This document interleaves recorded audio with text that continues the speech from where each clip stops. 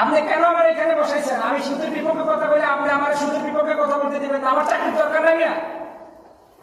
আমার মসজিদের ইমামতি করে আমার সংসার চলবে না মিয়া। আমি সুদের বিপক্ষে কথা বললে আপনি আপনি রাগ হয়ে যাবেন। এরকম এরকম ওয়াজ আমার দরকার, এরকম এরকম মসজিদে খতিবগিরি আমার দরকার নাই। এটা ওই যে মনে করেন আল্লাহর রাস্তায় খতিব মনে করেন না মিয়া, আল্লাহর রাস্তায় ইমাম মনে করেন না। এক মসজিদ থেকে চাকরি গেলে 1000 মসজিদে ওয়েট করবে ইনশাআল্লাহ। আপনার যোগ্যতায় আপনাকে বলে দিবে আপনি কোন জায়গায় যাবেন।